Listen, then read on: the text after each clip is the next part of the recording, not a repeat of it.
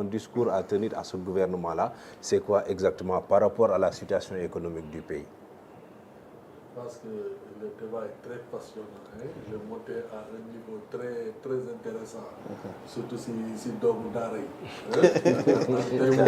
Tey moom doomu daara kenn dootu ko njunjati. Il participe énormément dans le débat et d'un niveau très, très, très, très intéressant. D'abord, il faudrait que ñu pour ñi nga xam ne xamuñu, parce que tamit booy wax di waxal askan bi il faut que léeg-léeg am na ay termes yoo xam ne il faut nga leen di ko wax pour ñu xam. D'abord lan mooy notation techniquement suñuy waxu notation puisque suñuy waxee notation rek ñu ngi yóbbu ci endettement ñu ngi yóbbu ci crédit yu bëri te xam nga l'initié en général du xam ban rapport la notation bi am Sénégal fan la nekkoon ak fan la toll fu mu nekk nii ak bu ci nekk booy ne tey Sénégal mu ngi ci B2 lan lay signifier Sénégal fan la jóge ak lan mooy B3 donc c'est très important par rapport d'abord ak débat boobu élément de communication yooyu ñii di communiquer état au Sénégal ñu koy wax donc ñu jàpp d'abord par rapport ak ñan la ñu nekk di waxal tey booy waxal Moody's kan mooy Moody's ñan ñoo nekk tey di def vraiment notation yooyu ak ban rôle la ñuy jouer par rapport ak économie tey boo neewee Sénégal dafa nekk ci B2 B2 boobu lan lay firnde kii di ko noté structure yi ko noté ñan lañ voilà très important tey yaa ngi wax waxu Moody's à part Moody's ñan ñoo fa am Standard Poor's Blackstone kii donc ay structure la yoo xam ne amaana ne du xaalis la ñu joxe waaye seen kàddu wala note yooyu ñuy joxe am na benn répercussion bi muy def par rapport ak ni ñuy wutee pour mën a man nag ab doomu lébu laa quoi du ma bobal sama wolof dafa kaw a kii donc tey Sénégal buy dem di wuti alal ci biti pour ñu mën ko wax si nu mu gàttee nu mu leeree Sénégal buy dem di abbi ji xaalis ci biti dafa am ay këyit ay mandargal yu muy wone pour ñi koy abal su amee liñ ciy teg comme intérêt ak giir bi ñu koy joxe nan lañ ko koy joxee parce que dafa am ay catégorie dafa am fu mu toll ak ku nekk li nga tollool noonu nga yennool noonu lañ lay lebalee xam nga ni tey même si dëkk bi sax boo xoolee ci biir koñ bi am na tey benn doomu borom barke boo xam ne mën na dem léegi si boutique bi ne koy diw jox ma ñaari junni amaana ni ki si boutique bi leer na ko ni kii fii ak ngoon dina ko delloo ñaari junni yi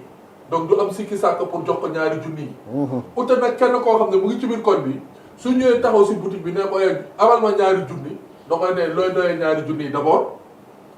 kañ nga may delloo ak nan nga ma koy delloo kan mooy sa garantie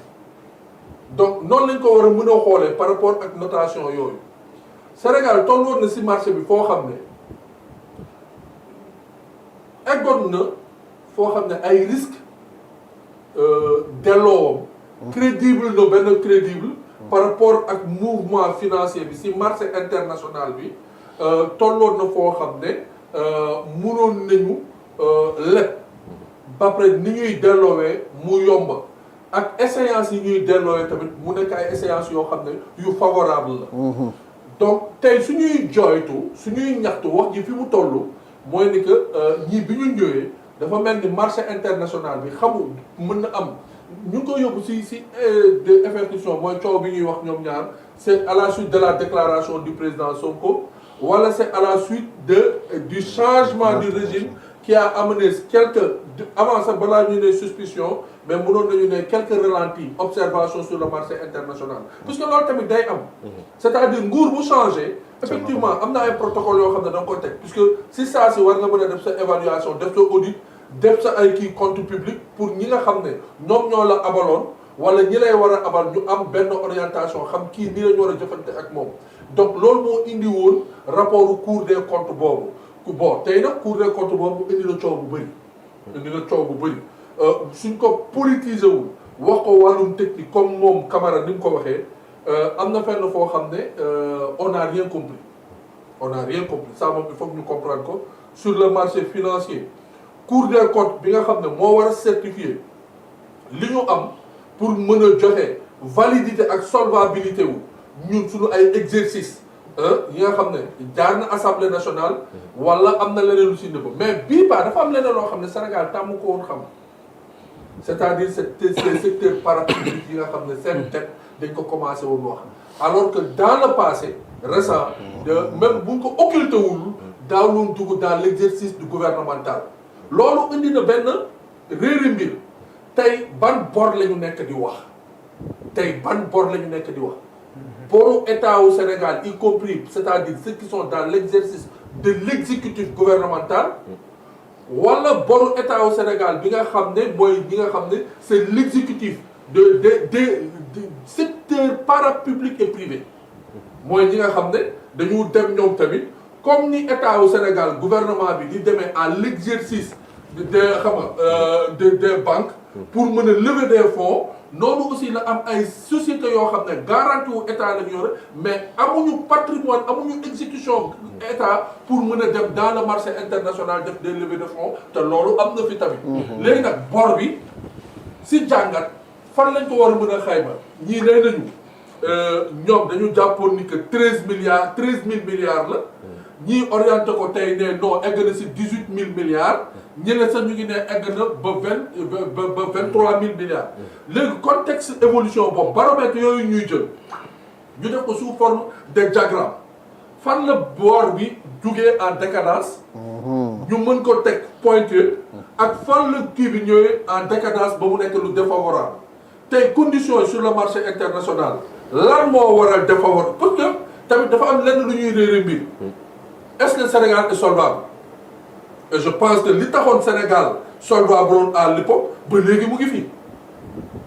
ba léegi mu ngi fi au contraire oui léegi sax la ñu war a gën a mën a kii parce que booy xool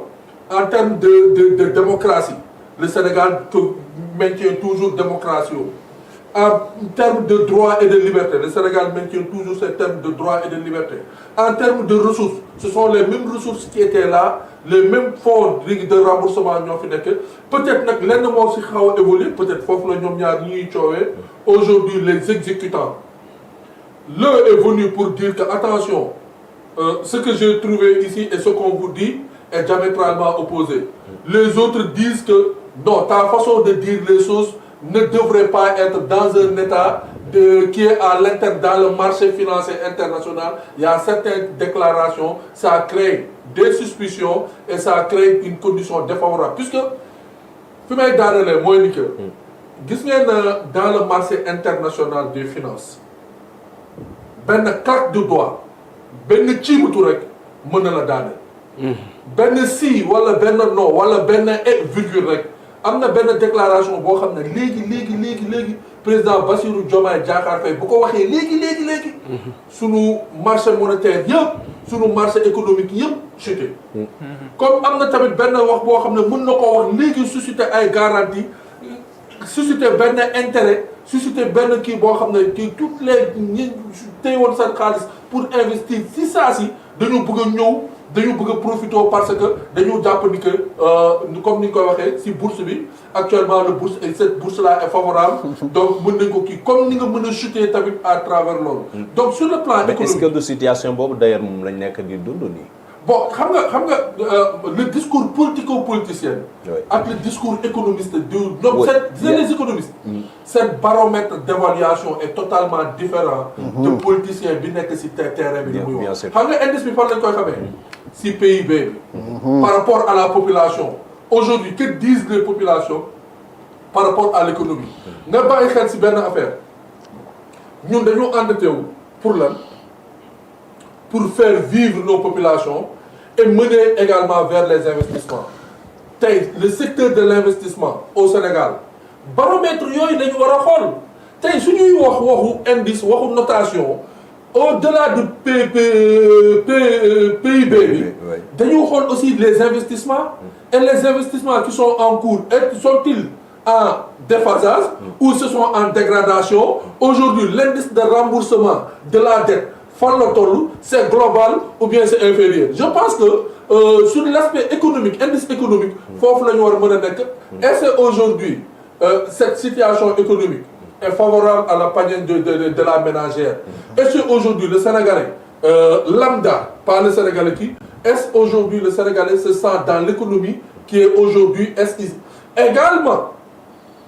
c'est ce qui était en position parce que am na ñoo xam ne financièrement toogoon nañu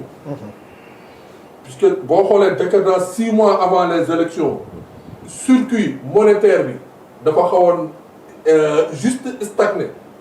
ni faible ni élevé c'était stagné stable lañ ko mën a wax léegi ñu doon xaar élection yi passé les indices du gouvernement lan lay joxe su nekkee dafay ñëw si benn ratio dégradant wala day ñëw si benn ratio décroissante léegi si ñaari baromètre yooyu am na si ñuy wax ni que bon xaalis bi circulé tout je pense que beaucoup de Sénégalais l'ont dit on sent pas que l'aspect monétaire mais est-ce aujourd'hui le redressement de la barque mënul permettre ñu serrer les ceintures gis nañ ko ay ajustements structurels yoo xam ne à un moment donné dañ doon ne dañu taxaw pour mën a redresser encore économie bi est-ce que du foofu lañu toll par rapport ak la situation mais justement en parlant d'investissement parce que tamit ce qu'on a constaté pour la plupart du temps te dégguma fu ko gouvernement bi weddee mooy que ni bien que ñu ngi lépp sànq Moustapha mu ngi koy wax mais c'est pour assurer aujourd'hui li nga xam moo di fonctionnement état bi et c'est pour payer aussi tamit le service de la dette est-ce que tey jii par rapport ak investissement yi war ñu maintenant liggéey ci non seulement loo xamante ni dafay war a mën a indi bor boo xam ne di nga investir et bien di nga mën a fay en même temps sa dette. mais Moustapha est-ce que xam nga yenn investissement yi. ñoo doon alimenter. keesu état yi nga xam ne. moo ñu doon permettre du ñu am souci de paiement. parce que yenn investissement yi lañ doon tirer. yenn recettes yi. yenn fiscalité yi dugal ko si kiiwu état donc su ñu doon wax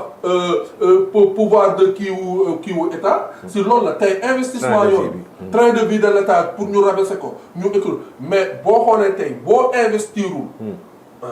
doo am benn plus-value fiscale. doo am benn rentabilité te loolu en général day bloquer système gis nga ñun. boo xoolee presque investissement yii yu ñu def ces 5-10 dernières années dafa am leen nag kii bu mu indi par rapport ak gàkkiwu état tey nag bu nekkee amatoo xaalis wala ñi war a mën a injecter si sa investisseur les investisseurs taxaw di la seetaan loolu day fatt day fatt état. d'accord et justement en parlant de tey jii li nga xam moo di investissement yi dañu gis que ni Sénégal am na pourtant yenn ci ay ñoo xam ne doon lever ay fonds bokk na si le secteur privé notamment le BTP gisoon nañ avancé yi nga xam ne jotoon nañ ko am mais depuis que gouvernement bi ñëw ci yenn ci